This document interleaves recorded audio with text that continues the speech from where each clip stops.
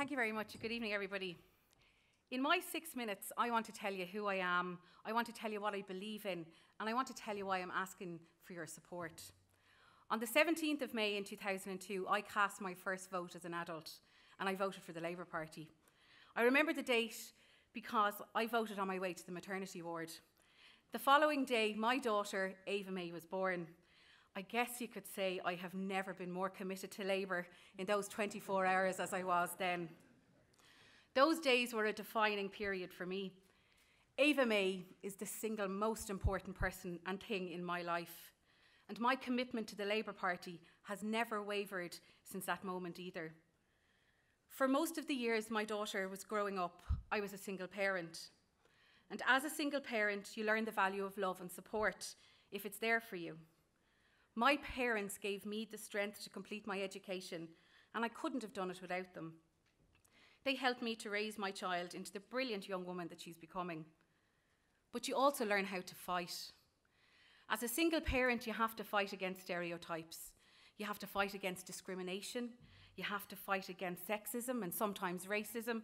You have to fight to come through. And you have to believe. The single greatest lesson I've learned is this: if a society is built on inequality, then nobody is valued.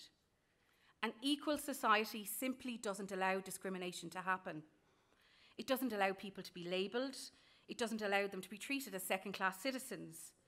It doesn't tolerate poverty and hardship without making it a national priority. As we're gathered here, anger is growing in our country at terrible things that have happened in the past in relation to mother and baby homes. Young women forcibly separated from their communities, from any sense of pride or self-worth, and then from their babies.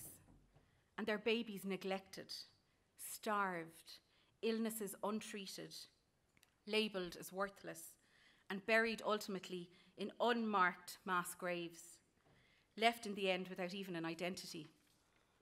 We know now that this happened because of a manifestation of official policy.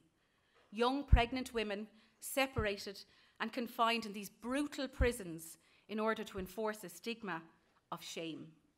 And they were declared to be unequal and treated accordingly. We all hope in this room that we have changed. Of course we do. But we also know that official policy, even today, can result in heartless and inhumane outcomes if we've learned nothing from the medical card fiasco that we're living through right now. In the programme for government we supported, there are a number of commitments to combating inequality, and they were written in good faith. Sadly, the references to inequality have almost entirely disappeared, and the annual progress report from government is now about fairness. But anyone can believe in fairness.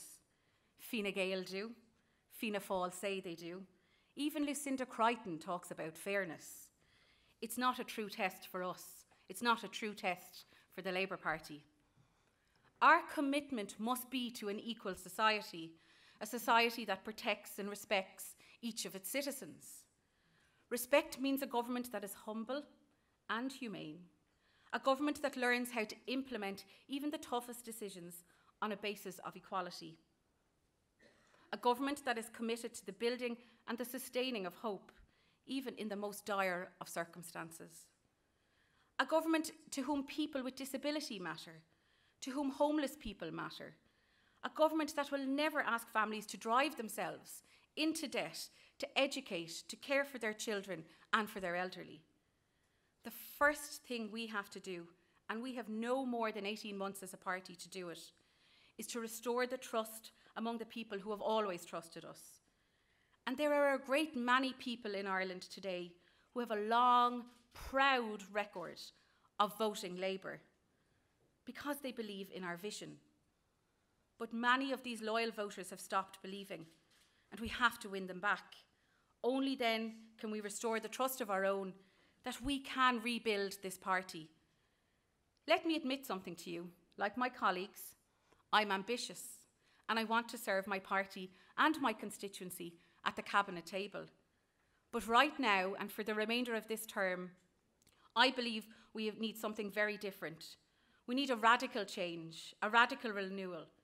not another minister or junior minister shackled by the bounds of cabinet secrecy, an independent voice, an unafraid voice, and I want to be that independent voice.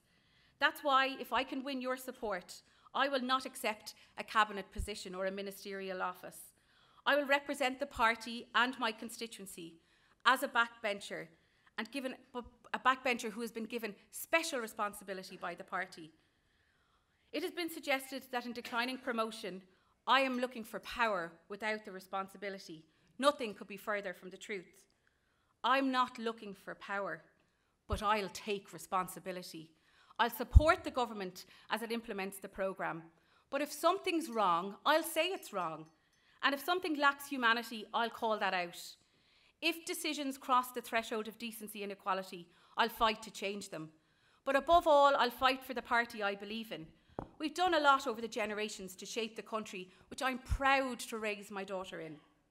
I want every family in Ireland to know that we can come through dark economic times and that our children will and can live in a more equal society.